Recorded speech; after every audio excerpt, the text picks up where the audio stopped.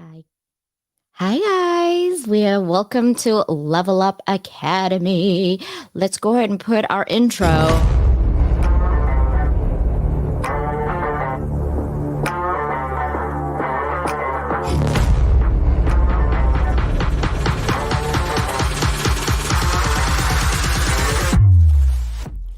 Welcome to Level Up Academy podcast, where we explore the diverse set of skills that can be applied across various industries and professions.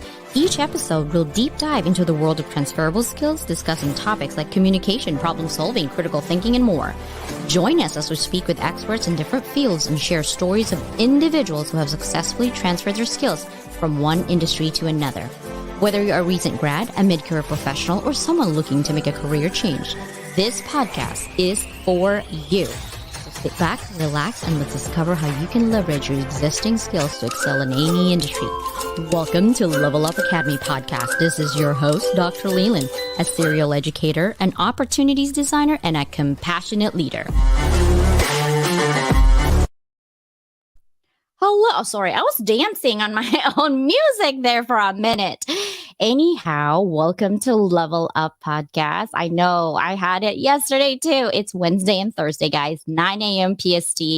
And today I have a leadership workshop, Wildly Successful Strategies, at 10 a.m. So right after this, we're going to go in Zoom. So if you are on my page, just go to an event. It's on my featured profile as well for Pete, or DM me.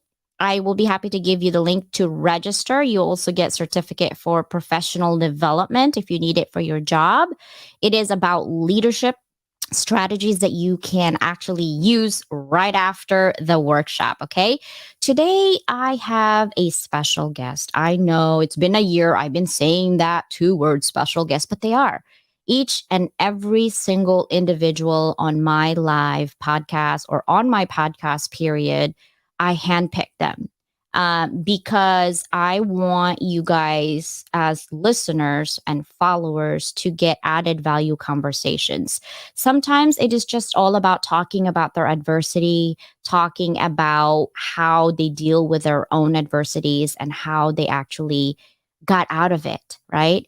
And it's basically what I'm giving you is more of like a cheat sheet, right? Like if you go to school and you're like, is there a shortcut? Like, I don't understand. Can you give me an idea and give me like visualization here to kind of get a grasp on what's happening with my life and how I can level it up? And that's what I'm doing with these conversations is that sometimes we go through life and we feel like we're alone in our own process because we can't connect with anyone. We feel like we're being judged by what we're doing and that we are at low point. And who told you you have to be a perfect person? Who told you that you have to be a certain way to actually be accepted by people, right? And it's okay. People, you're not going to please everybody. There's always going to be people that are jealous of what you're doing because they don't understand and see your own adversity and the hardship that you're going through life. They only see you as in the live. They see you in the pictures. They see you, happy and jolly because that's what you see people do, right? That's what we're supposed to do. But you don't see the messy side of human being. And that's what I'm trying to bring through these stories, right? If you haven't caught on yet. But I also, before I get you all on this rolling depression, I also want to give you something that say, hey, yes, we went through this messy side of human being. We went through all this adversity. We got through our own depression. I suffer from anxiety. I suffer from migraine. That's me, right? But what did I do to get me out of it? To be here to talk about it, right? I was in live with Paul in my community, and I didn't know that he wanted to end his life, and he's still here today to live and talk about it, right? And people will judge that conversation and said, "Well, life is so precious. Why would he think that?" You can't do that because you're not in his shoes at the moment, right? So we're so easy and quick to judge people and their decision making. But unless you're in that person's head, you wouldn't know what they're going through. So stop judging people if they're going through things. React, but keep it to yourself if it's something that's going to be bad for the other people, right? What I'm going to tell you is if you don't already know, I'm all about leveling up people. And you're asking me, some people DM me, what does that mean? That means that whatever you think that helps you doesn't mean just be educated. It doesn't mean you have to be perfect. It doesn't mean that you post every day. It doesn't mean that you come to my live, then you're level up. No, reflect, look at yourself in the mirror and reflect. What are you doing today? Okay, that gets you out in the morning so that you can do your hustle, whatever that is, right? Whatever that is, what motivates you? You have to have that fire in your belly that motivates you. I ask my students this. I work full time, guys. I'm a professor. I ask my students this: what gets you up? What gets you motivated? You know what they say? My family, right? And some of us identify ourselves based on the title of your job. So when we lose our job, we feel like we lost ourselves. So if you're that type of person watching this, listening to this, it's time to self reflect. You are more than your title, you are more than your job. If you lose your job today and it's given to somebody else, you're still a human being. You're still you. Nothing has changed. The only thing that's changed is your mental right there, right? That's what we talk about today is the mental capacity of how we can leverage our own skills, our own life, our own friends, and our own community to help you. Ask for help. I know I have issues myself when I have issues asking for help, right? So I do everything on my own because I never want to depend on anyone. Depending on someone and someone throwing it in your face is like the most disgusting feeling. Like I get heebie jeebies about it. Right. And I experienced that when I was five because I didn't grow up with mom and dad. So I had to depend on people. But when you're constantly told, God, you're a burden, you put it in your head, I will never depend on anybody. Even if it kills me. And that's a bad attitude. That's my bad attitude. And that's my burden to bear, not for you to bear. But listen, because of that, that's why I am the way I am. Raquel, thank you for being here. Right.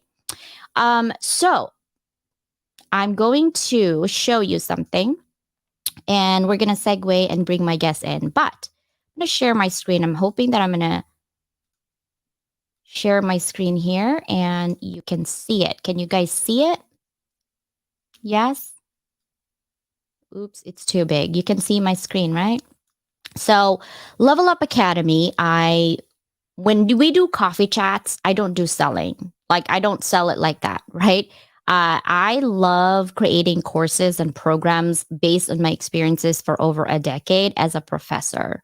What I do is I take the theory that you learn in universities that you pay hundreds and thousands of dollars for, right? And give up your time. I take those theory and I actually hybrid it, like put it into action based on my experience. So I have corporate experience in Fortune 500, and I have also experience in the academia world, right? So I marry those two things so that I can leverage those knowledge of theory plus the action together so you have transferable skills, right? Claim your authority through transferable skills because let's be honest, when you go to school and you go to college and your major is in history, but you're working in business, in social media marketing, you're not going to be able to use that degree. But what you can do is transfer the skills that you actually use in college through here. I'm giving you a shortcut through my classes. We have 3 right now. Actually, I have 4 more coming in. I have vision boarding coming in. I have negotiation coming in soon and objection handling coming soon. I have sustainability, but that one is by Ishani. Also, Jason does wellness, and then managing your boss is me. And actually, managing your boss is not about just managing your boss, because at the end of the day, you're the boss of yourself. You literally can move mountains for yourself. I also want to do a shout out for my brother, Michael Gale. I haven't taken his class, but I have watched him and Raquel, and they were like doing this exercise. I was like, ooh, that's kind of hard. That's going to hurt my back, Michael. But he's having a free workshop, like free. Hello? Why wouldn't you take it? So if you've ever, like me, I'm having hesitant because I'm on my own head right now. He's doing a fitness 101. It's on Monday, April 24th at 5 p.m. EST. And again, if you want to know, like, where's the link? Watch for my post after this, I will post it in here as well. So I'll give you the link to register. You have today, tomorrow, Saturday, and Sunday to register. I highly recommend it. Like if you don't want to exercise and like, nah, it's not for me, why don't you try it? That's how you level up, by trying everything. Like when you go to a buffet, you're like, ooh, that looks good, but I don't know about what kind of food that is. But you try it anyway. It's the same thing, right? A lot of our community members are giving you free stuff, including me. I have a workshop after this. Michael is having that on Monday. So go for it.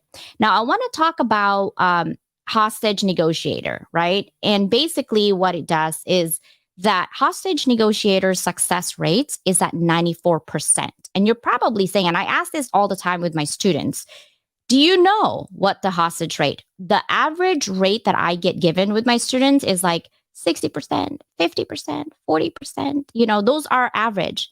And honestly, it's 94%. And you're probably wondering, where'd you get that? Here's my link down below. If you want, I can give it to you. It's from Harvard Business Review. All of my research usually is either MIT, Harvard, because they have really good case studies. So I use all of their information there. I have an educator account for them. I take classes from them as well. But I love this. And you're like, what does it got to do with business or education, right?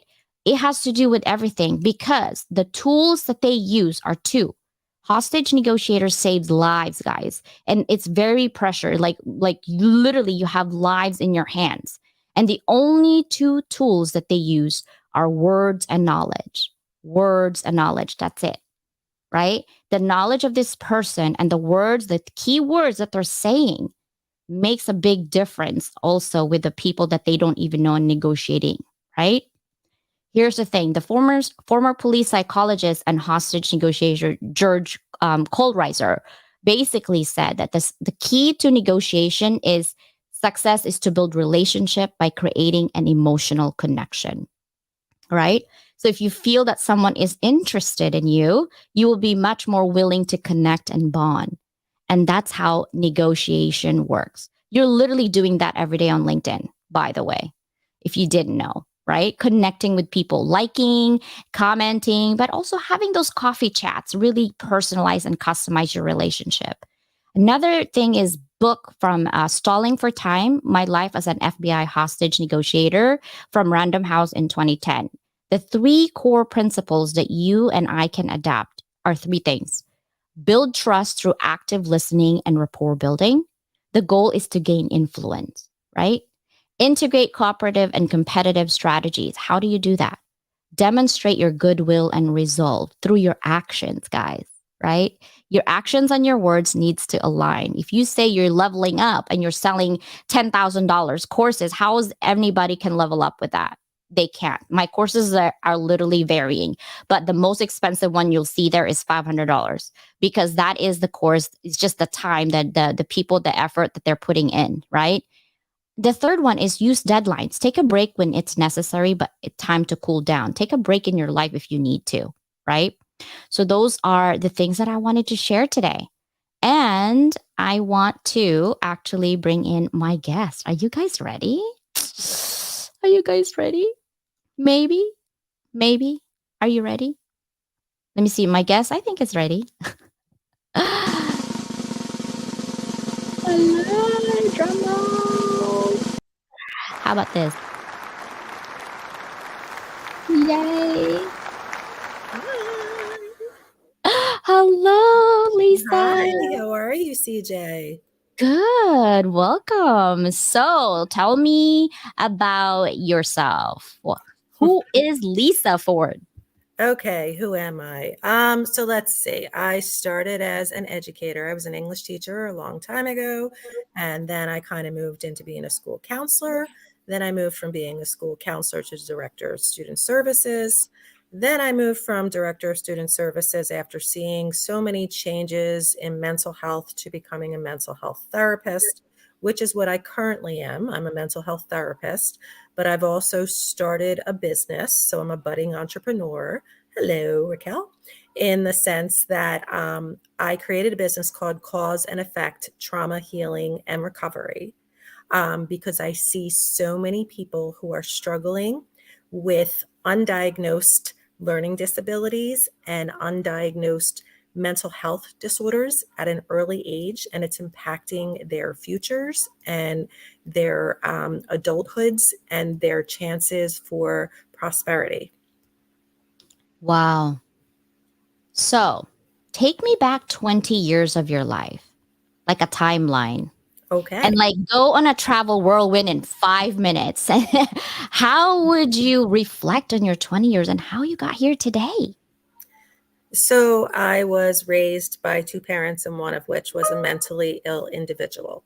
And that individual basically confused me, led me in many different directions where I wanted to find out more about mental health. I also worked in an urban inner city environment and grew up in an urban inner city environment. So I wanted to help youth, and I wanted to help individuals who were going in directions that, might not have been the right direction, and to have them understand the importance of education. With that, I then worked deeply in schools that were urban inner city. And I started to find out that there were underlying causes that were shifting the growth potential and the success rates of my students. So I started to move in the direction of counseling and psychology. So I got my master's in counseling and psychology. So once doing that, I moved into school counseling, and I was all about post-secondary advisement and career planning and all of that stuff. And then in the middle of the pandemic, I saw a mental health breakdown that existed, a mental health crisis. I dealt with so many suicidal ideations. I also dealt with it within my own home and my own child. And I moved to go into the area of clinical mental health therapy. And in doing so, I worked a lot with 14 to 18-year-olds until it became too much of a trigger for me. And I started to see too many actively suicidal individuals and too many individuals in crisis. So then I moved to start working with individuals 18 and up. And now what I'm generally seeing in my 18, 19, 20s is that there are so many individuals who are struggling with transitioning into healthy adulthood because they have not had the proper diagnoses in mental health disorders or in learning disabilities. So, in seeing all of that, I am now working as a parent advocate, psychoeducational consultant, and a lot of different hats to help individuals, especially parents, educators, and do some community outreach in bringing about the importance of why we need to diagnose these things at an early age. Wow. So, as a parent, right? I have two kids myself. Like, what are some of the telltale sign, I guess, that you would see to say, you know what? I think I'm going to get help for my child because our kids won't tell you. Absolutely, they won't. Behavioral changes, school reports, changes in friendships, anger, withdrawal, sadness, a lot of lashing out, or um, a lot of attention seeking behaviors and risk taking behaviors like constantly dyeing their hair a different color every single day. I mean, that could be nothing, but it could be something. Piercing their nose, piercing different parts of their body, breaking curfew, grades dropping, um, missing school, missing different things, finding that they're telling lies, catching them in lies. A lot of behavioral displays are the result of someone who is struggling with some kind of pain. And a lot of time that pain is from mental health concerns or from learning disabilities. And bullying, a lot of times it could be from bullying as well. And that can move into a direction of mental health deterioration. Yeah, that is that. Yeah, bullying. I had to move my kids actually out of a different school to a different school because of that. Yeah. You can only work so much with the school. They're even in private schools, and even then it's still bullying still exists. It's just that we have more control over things than if you would in a public school. But at the same time, it's not immune to any of those behaviors because those kids are kids. But at the same time, like as parents, we're so busy hustling, we forget that our kids need us, right? Right. And so having those telltale sign is super important. Now, when Absolutely. you're dealing with those young adults, what type of diagnoses or tools that you would provide for them? So I don't provide the diagnosis itself. What I end up doing is seeing the individuals when the behavioral displays are exhibited. So the first thing in getting the proper diagnoses is for the parent to reach out to the schools and to see if the schools can do an evaluation within the schools with a school psychologist. That's the cheapest way to do it. Or you can go to your family doctor and you can ask for them to provide the psychological evaluation or the educational evaluation.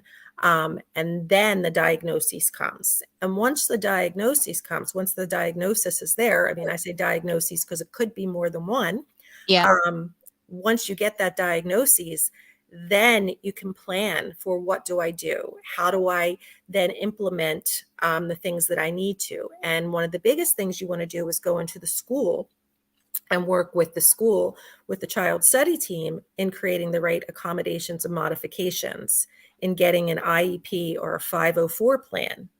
And in doing so, a lot of times it's difficult in getting all of the accommodations and modifications that the child needs. So it's really understanding what you're dealing with. So that's why a lot of times I work as a parent advocate. I help the parents in understanding what the accommodations and modifications are and in understanding what this diagnosis means in regards to what they truly need to succeed.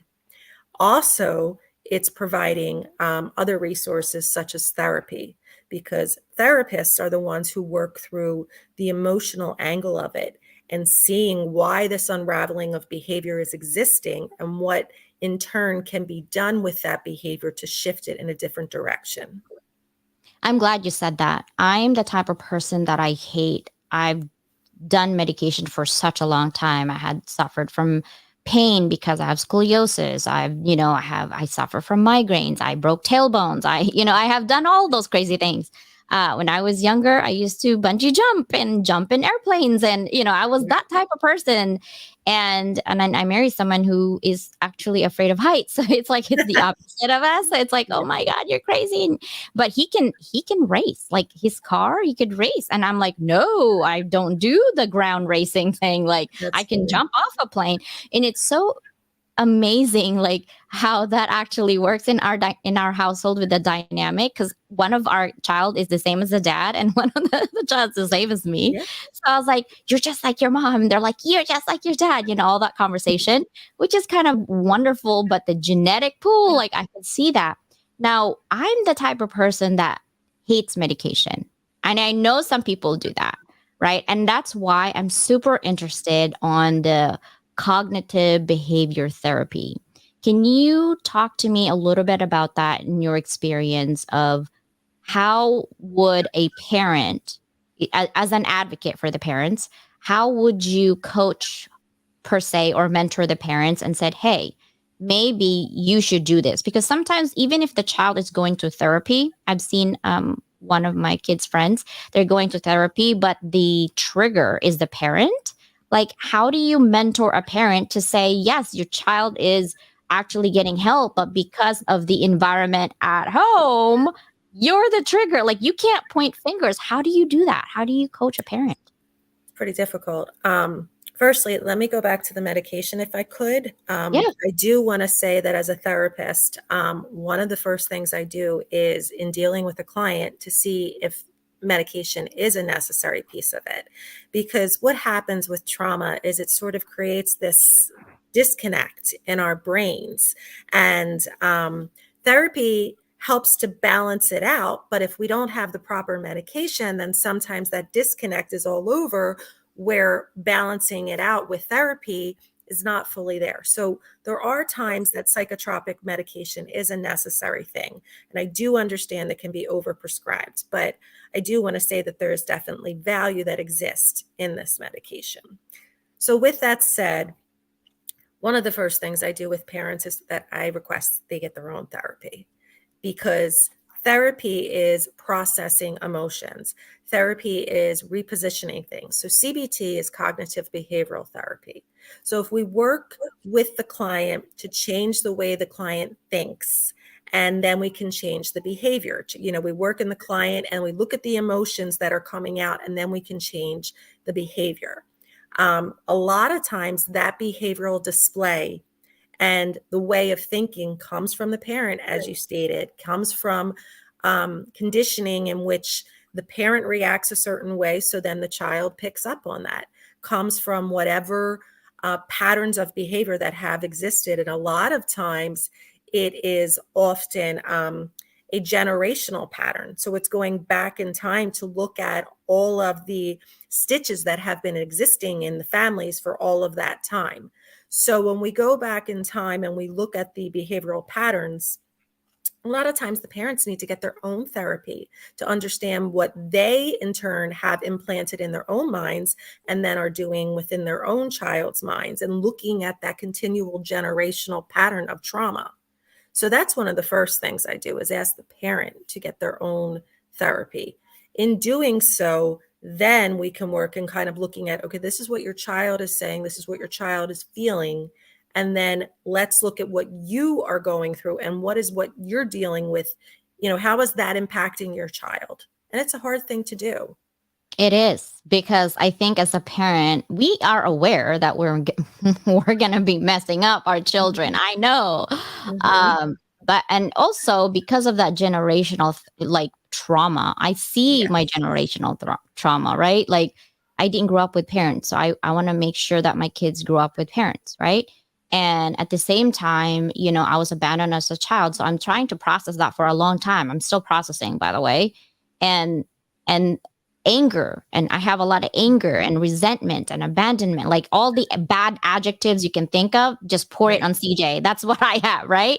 But then people are like, well, how do you stay positive? And I'm like, it's trying to find that balance. And I think what it is when I found my purpose, um I process with my own emotions. And that's why I told you I got my certificate for Yeah. CBT.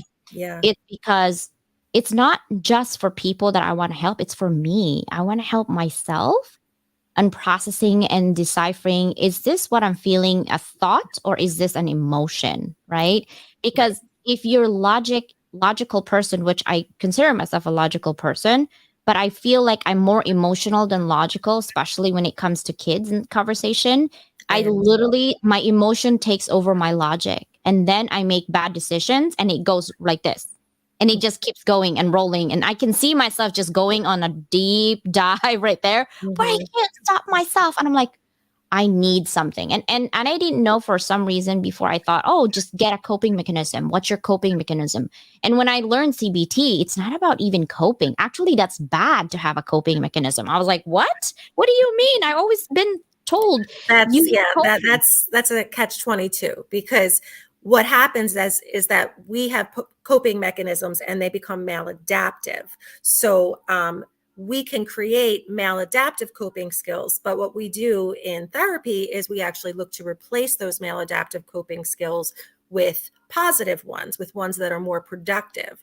So yes, it's a combination of the two. It's understanding what we've put in our brain in regards to how we process things and how our emotions are then pushing us into a certain behavioral display, and we're using some sort of maladaptive coping skill to mirror the pain, because that's my thing. At the core of everything is pain. There is some level of pain and something that has not been processed that can create addiction, that can create promiscuity, that can create failure in academics, whatever it is. There's some level of pain. So it's working through the thoughts and going back in time to sort of look at what is the source of that pain.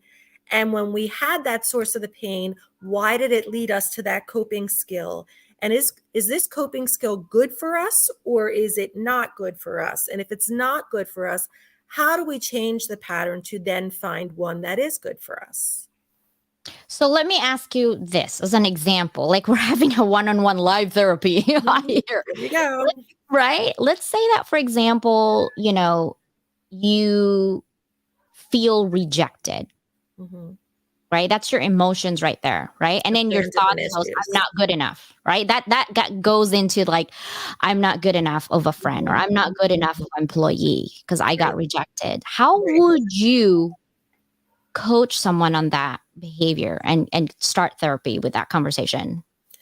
I would start looking at their abandonment issues and issues and where they felt rejected and when they felt rejected, why they felt rejected, why that was so impactful to them. It probably would stem back to something else in their past.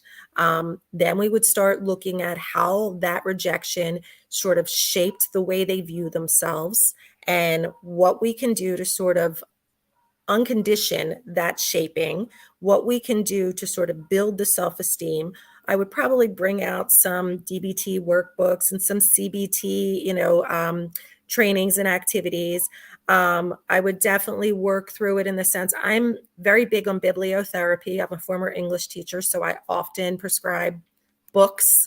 I'm big on TED Talks. I love TED Talks, so I try to normalize the feeling, the rejection. Look at Brene Brown with shame and looking at some of those elements to sort of take apart because I think it's a giant puzzle. What happens with trauma? We just take this, take this, take this, and we create this. And once we create it, we need to then take it apart and then create a new whole, if that makes sense. Yeah, that's why when I hire people, I love new hires because they're so excited about the new company and you can Mhm. just train them the way you want them, right? Right, right. Whereas people who've been in this organization for 10 years and you're trying to like train them and what's new, they're like, I've seen it all, right? And it's like that rejection of like, you didn't see this. This is brand new. But then your new trainer, it's that, right? Because we come as a blank page. All of us did as a baby, right?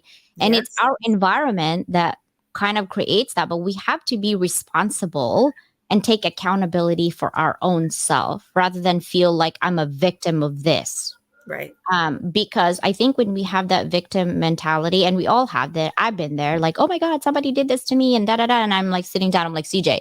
So basically, they're rent free in your head, right? Because you're thinking about them all the time and how you're angry that they did this to you when you really had a choice to back out of that and you didn't.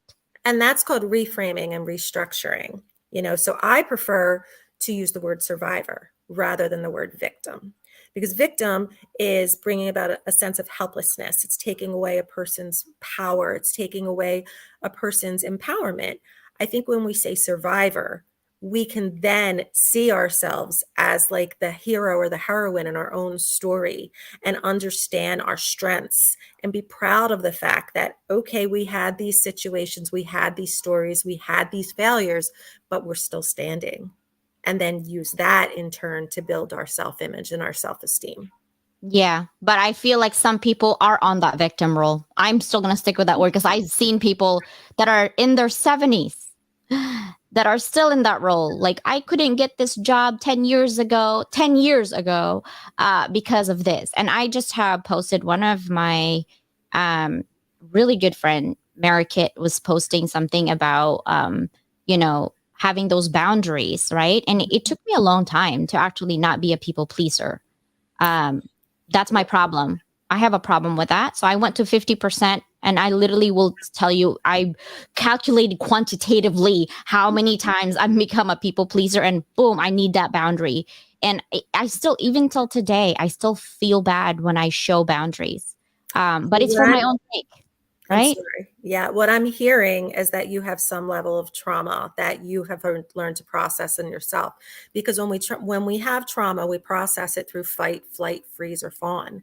So when you're saying that you became a people pleaser, you sort of went into that fawn role where you just sort of wanted to please, please, please because you had that self-image, those current concerns of self-image where you sort of had to learn to please other people because of the fact that you felt like you may not have been good enough. You may not have, had all of the skills that you needed to have. So that's often where that fawn comes from. Well, no, it's because I've never see that abandonment is the root of all my issues, right? Mhm, Because mhm. as a child in Asian culture, A minus is an F. Yeah. It's not an option to be an A minus. You're not a less than, right? So you do everything in your power. Even if you have 30 minutes of sleep and die of a heart attack, you are going to be an A student. And it has to be a perfect 100%. 99% is almost good enough, but you're still not good enough. That's how I lived my life without a parent, right? And so when people are like, why are you collecting degrees? Dude, that's the only thing I know. Like, that's right. It Yeah. comes easy for me. It's because that's part of my trauma. That's, you don't want my life, believe me. And that abandonment, I think, gets me to be a people pleaser because before I said, oh, if I'm perfect, if I'm number one out of 7,000 kids here, which I did that all my life, my parents will come for me. They Right. never did, by the way. So, but that Mhm. kind of thing, my coping is if I'm educated enough and if I have 100% of everything, and if I'm number one out of 7,000 people, they're definitely coming for me, right? And that's how I become people pleaser. It's that attitude of like, if I please somebody else, and I've been doing that even since college. My dad's like, you got to be in computers. So I did computer software programming, but I love public speaking. So I Yeah. double major into journalism. I did editing, I did public speaking. I'm everything. I'm president of whatever, everything you can think of, right? So Because I you love, overcompensated. yeah. You And overcompensated. yeah, that's my issue. So, and I'm like, okay, well, how do I? So now it's like, no, I'm doing it for me because it makes me happy. And it took me like 40 plus years of my life to realize, like, hey, you're not doing it for nobody anymore. Your parents don't even care that you have fourth degree. They don't care anymore. I'm okay with my mom and dad now, but I'm like, sometimes I do want to make them feel guilty because I want something. That's, I'm an only child. I get bratty sometimes, but I'm like, okay, but now it's like, you know what? I'm not doing that anymore. I used to volunteer and then all my time with my kids are gone. I'm like, no, I'm not doing that anymore. Right. So my question would be, why are you doing that? And that's what we would explore. Yeah, that's a good question. And I think having boundaries makes me feel good as a person that I can stand for myself and what I want and not what other people want anymore. And I used to care what people, if they like me or not. I don't. If you don't like me for who I stand as a person, I feel like that's not my problem. That's a you problem. Good for you. That's Yeah. growth. That is growth. And that's the way it should be. And that's you learning to feel good about yourself within yourself and not Mhm. needing the extrinsic reward and the extrinsic validation from other individuals. And that's a really hard skill to learn, especially when you've developed a fawn personality. Mhm. And I know, and So I see that. congrats. Yeah, I'm like, hey, rain wins, but I know what my trauma is. I know exactly. I'm fully aware. And when people use me, I'm okay with that because I have boundaries now. When I see that you're stepping out of my boundaries, I will let you know. Mhm. And if you say, oh, I don't like you anymore because this, I'm like, that's your problem. That's not my problem. Right. That's why I'm like, that's a you problem. Honey, get that mirror because my mirror is already full of cracks. Let me tell you something. This Right. mirror is full of cracks. I'm putting it in a glue section. Right. But at the same time, I think it's good for people to not be so worried what other people think of you so long as you're not hurting anyone. What are your thoughts surrounding that? So I had a client who I worked with in the very beginning and was often looking for a person, looking for someone to complete them and wanted like a partner in life. And that particular individual, we had to work very hard for him to learn that the validation doesn't need to come from another person. And sometimes we're not even ready for that validation from another person because we haven't done the work within ourselves. So when we look through ourselves and see, why do I feel like I need this validation? Why have I created this coping skill? Why do I still feel the need to impress upon the society that I am this person or I am this person? Why can't I just be comfortable with who I am? When we look at all of that, then we can get to a point where we can start unraveling to say, okay, now I can find the person that I'm going to spend my time with because I value myself enough that I've created standards, I've created boundaries, I've created an understanding that this is what I need from you to bring to the table with me, or else you're not the right match for me. Not that I'm going to change myself to mold myself to be who you need, but more so, this is who I am. I'm comfortable in who I am. And so I need to find someone who enhances that, builds upon that, and partners with that rather than tries to shape that. And oftentimes, people don't find that. What they find is they want someone who wants to complete them.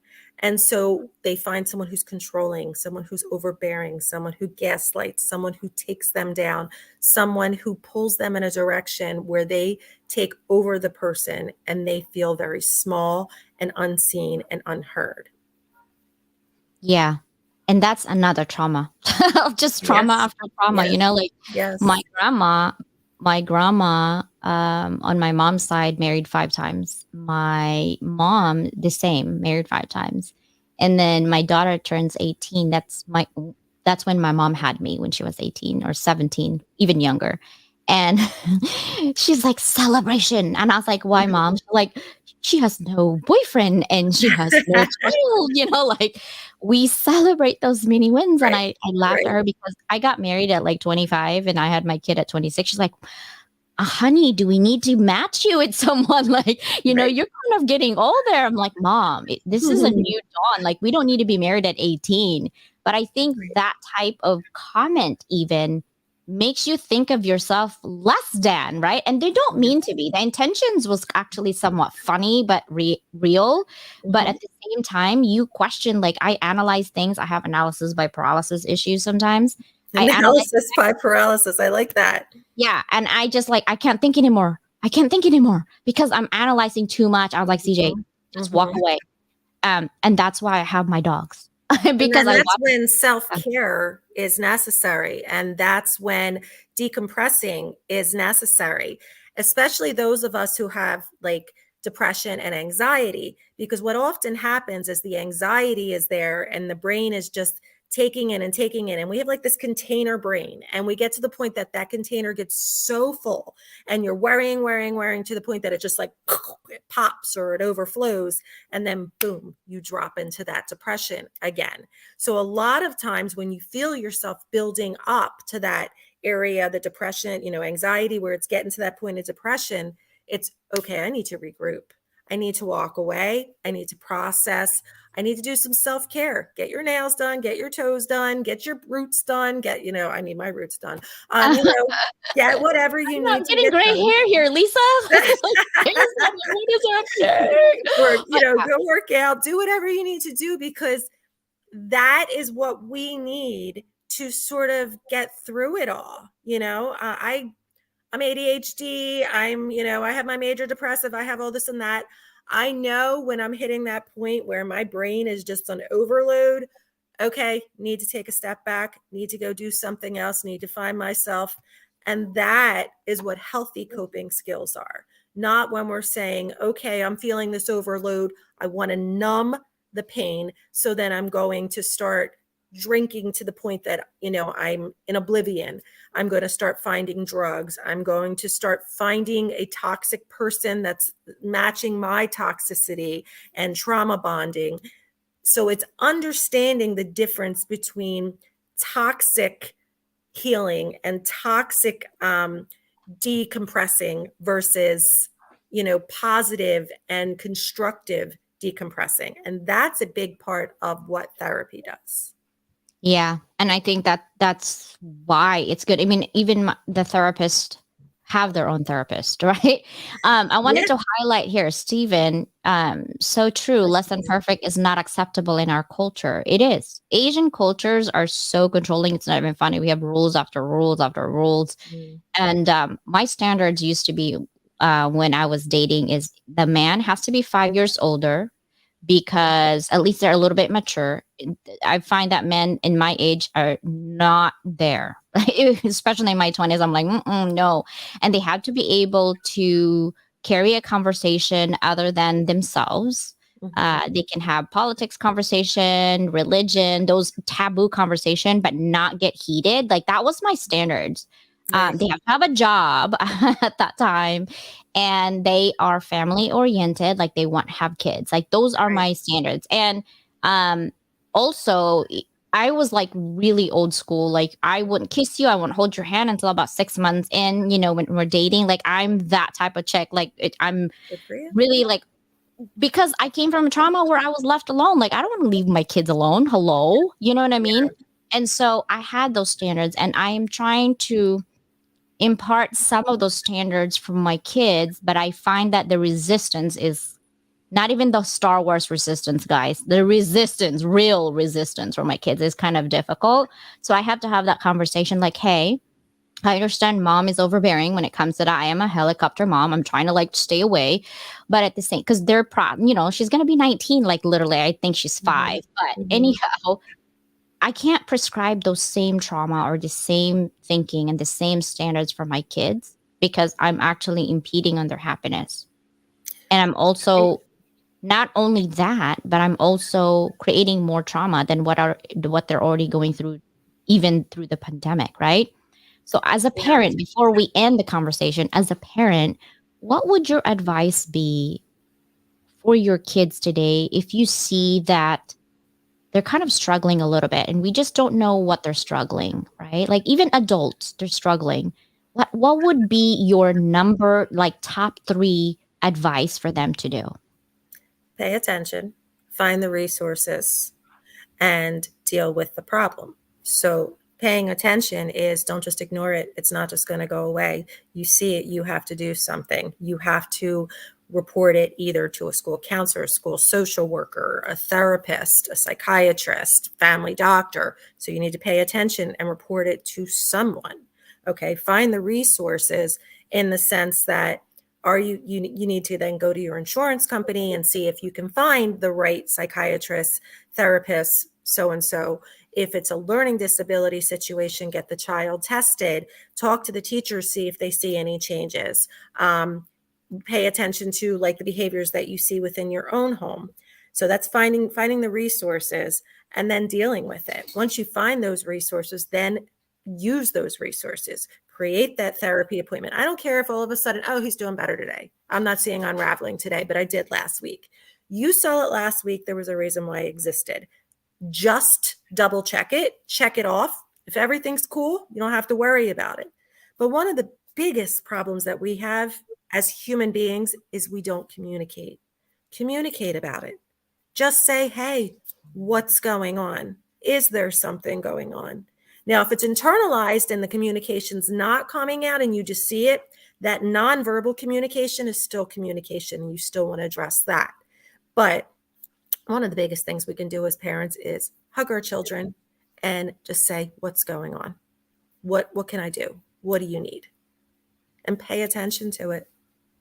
Yeah, that's good. What if you're dealing with like an adult for ourselves Mhm. and we know that we're having issues, but we're afraid to reach out or even find resources? Like, what can we do for ourselves to get out of that mental um, Start doing some destruction? research on your own. So, as you were mentioning those things about, as far as feeling challenged by, being an Asian woman and feeling that those levels, first thing I was thinking of was Amy Tan's book. What is it? The Joy Luck Club.